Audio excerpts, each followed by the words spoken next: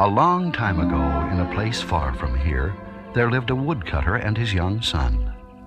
The woodcutter was very poor, and his meager livelihood depended on the strong backs of his 4 donkeys, for it was they who carried the firewood to the town marketplace. The 4 donkeys were tended by the woodcutter's son. Each day he fed them, gave them water, and gently brushed their coats.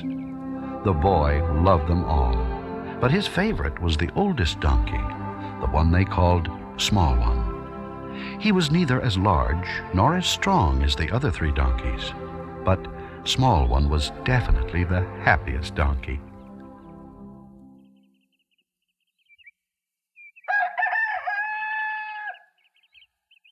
Time to get up.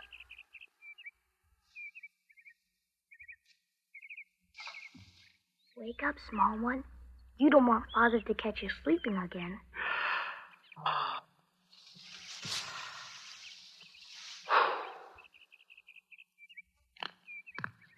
Kind of stiff, huh?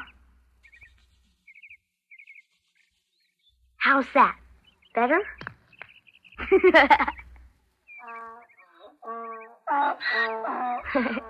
All right, I'm coming.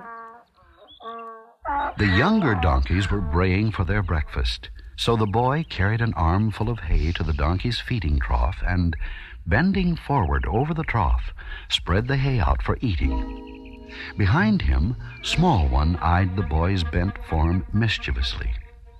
Before the boy knew what had happened, Small One had butted him head first into the trough. So you want to play? The boy jumped out of the trough and chased after the playful donkey. The 2 ran here and there in the stable, leaping over grain sacks, scattering straw, and even knocking over the donkey's water barrel. Small One liked this game, but it quickly took his breath away. Well, you better not get tired out. Come on, son. We have to get to work. Here, eat your breakfast. Are those donkeys ready yet? Coming, Father! Hurry, Small One. Come on. After the donkeys had eaten their breakfast, the woodcutter and his boy led the animals out of the stable to begin the day's work of gathering firewood. Soon, the 3 younger donkeys were piled high with great bundles of wood. But the boy had seen to it that Small One's burden was just a bit smaller and lighter than the others.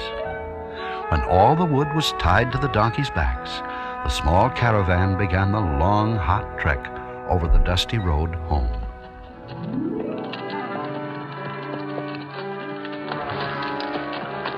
About halfway on their journey, they came to a steep hill. The 3 strong donkeys clopped sure-footedly to the top, but Small One, even with his lighter load, wobbled and slipped and finally began to slide backward down the steep grade. Racing down the hill after the sliding donkey, the boy pulled him to a halt, untied the bundle of firewood, and removed an armload of sticks. Small One found it easier to climb the hill now that his load was lighter. In front of him, the boy staggered under his armload of firewood. Don't you have enough work without doing small ones, too? Oh, no, Father. It's no trouble at all.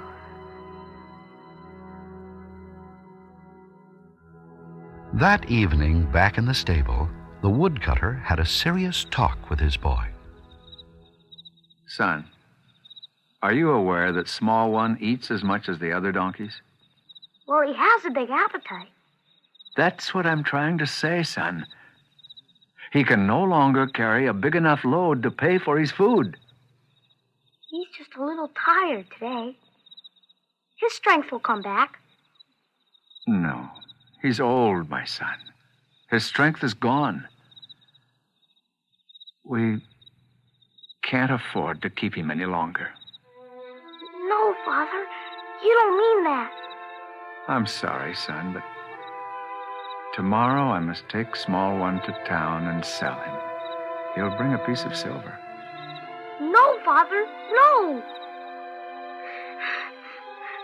Can't sell him. Can't. Please, son. Try to understand. Small one is old. He shouldn't have to work so hard. In the city, he'll have an easier life. You must be strong, my son. Father, Yes, son. please, can I take him? Very well. You can leave in the morning and be home by nightfall. But understand, small one must be sold. Yes, Father.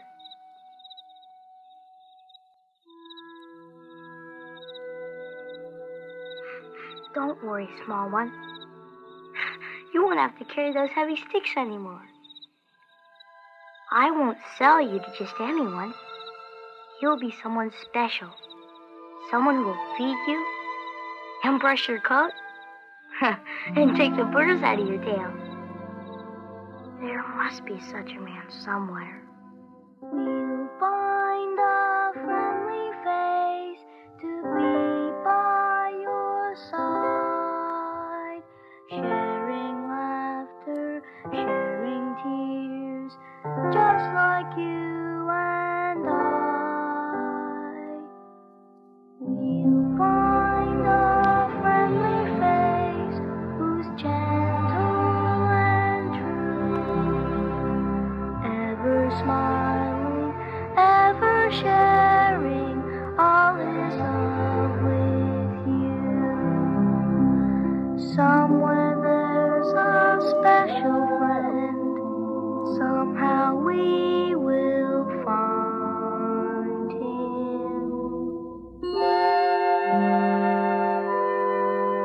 Then when we say goodbye, there'll be in my place one who needs you, one who loves you, someone with a friendly face.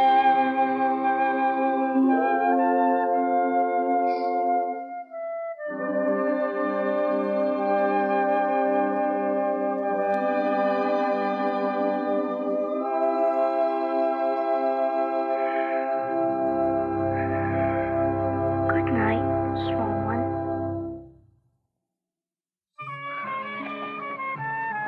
And so, early next morning, the boy and his donkey made their way to the gates of the great walled city nearby. A tall, helmeted guard stopped the boy at the city gate. Walt! State your business, boy. I've come to sell my donkey, sir. I know of a man who is in need of just such an animal. Third shop inside these gates. Oh, thank you, sir.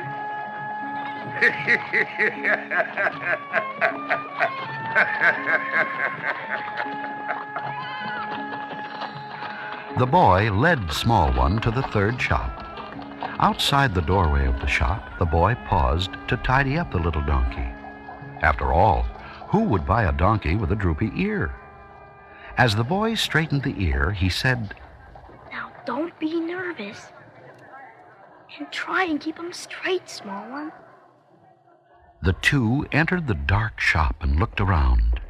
Against one wall was a stall full of frightened animals.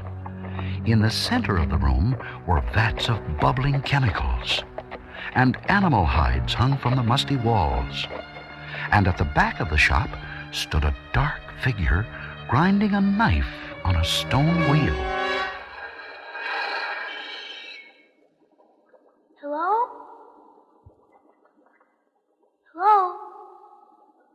Yes? You have a donkey to sell? His name is Small One. One piece of silver. Will you take good care of him? I only want his hide, boy. I am the tanner. The tanner! You want to make leather out of it? 1 piece of silver. No, I won't sell him. I won't. No, no. The boy and the donkey ran out of the tanner's shop in terror. They didn't stop running until they were several blocks away.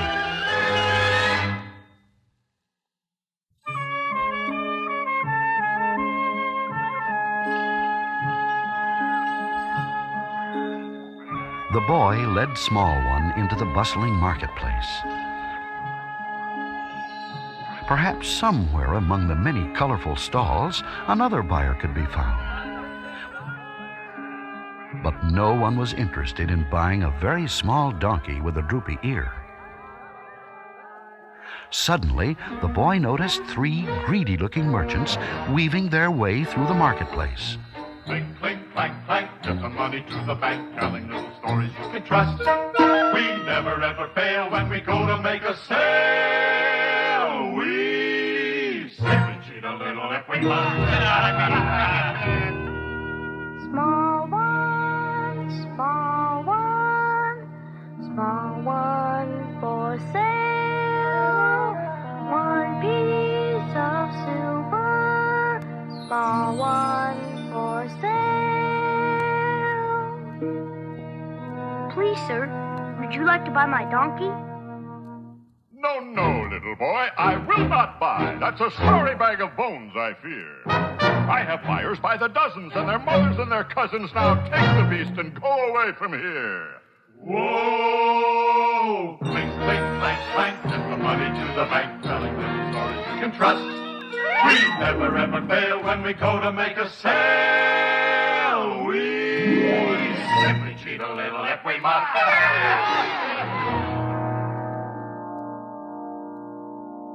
Small one, small one, small one for sale. 1 piece of silver, small one for sale. Excuse me, would you like to buy my donkey? No, no, little boy, I will not buy. What a scrawny, undernourished little beast. You will surely realize, since my wife's a healthy size, I think I'd better buy a horse at least. A horse? Whoa! Clink, clink, clank, clank, get the money to the bank, telling little stories you can trust. We never ever fail when we go to make a sale. We simply cheat a little if we must. Doesn't anybody need a donkey? Come, come, little boy, take our advice. You will never ever find a buyer here. 3 blocks straight ahead. 3 blocks, he said. You will find a jolly auctioneer. You will find a jolly auctioneer.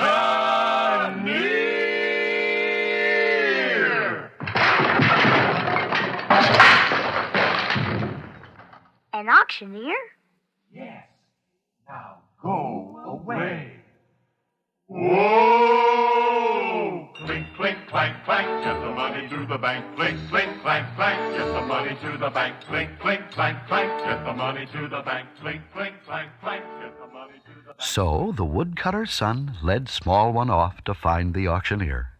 Sure enough, 3 blocks away he found a large group of people crowded around a wooden stand listening to a finely dressed auctioneer. Small one, I'm sure we'll find a home for you here. We've got to fix you up. Now try and keep it straight. What? Only 50 pieces of silver? Are you all blind? This is a magnificent animal. Gentlemen, how can you pass up a bargain like this?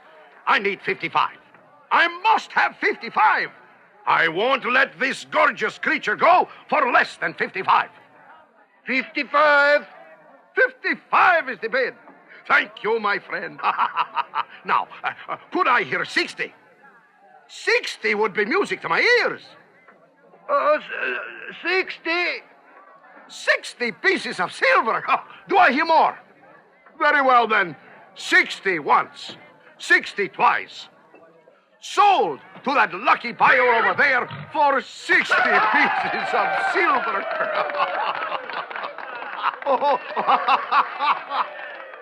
Now, gentlemen, this next animal will truly amaze you. A fine steed of great breeding. So rare, so... What? Hey, what? You there, boy. Now, get off there. I have no time for this. Go away, boy, go away. But please, sir, this donkey's for sale. Well, this is a horse market, boy. I haven't time to waste on a scrawny donkey. He's not scrawny. He's a strong donkey. He's gentle and kind and good enough to be in a king's stable. A king's stable, did you say? Did you hear that, gentlemen? It seems we have the Prince of Donkeys with us today. the Prince. Yes. Take note of this well-muscled animal, the alert stance and deep heart. Come, gentlemen. Do not hesitate. Who will start the bidding at 1,000 pieces of silver?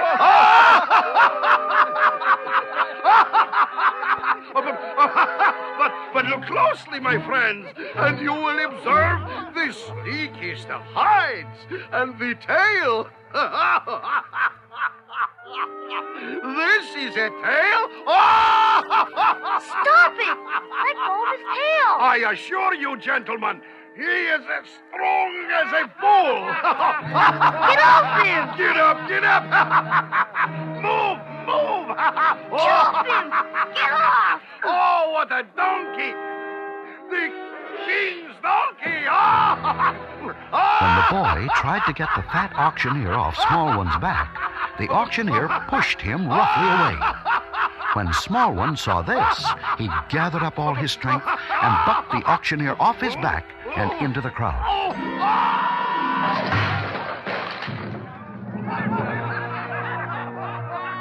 Get that miserable beast out of here!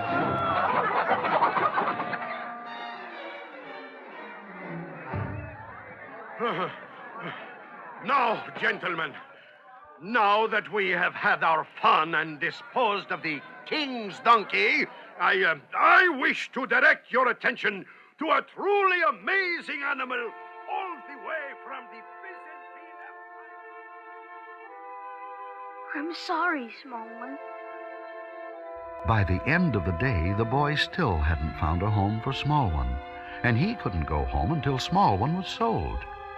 The tired old donkey knew there was only one solution. Small One led the woodcutter's son back to the tanner's shop, ready to give up his life to help the boy. But the boy wouldn't stand for it. Even if it meant never returning home, he would not sell Small One to the tanner.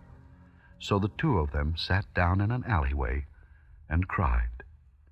Then a shadow fell across them. The boy looked up to see a friendly face.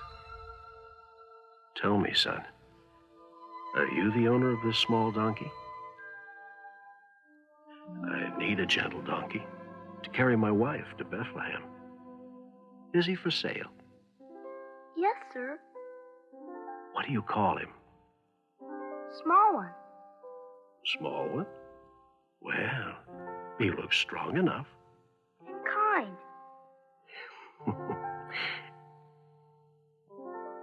I can only offer you 1 silver coin. I know that's very little.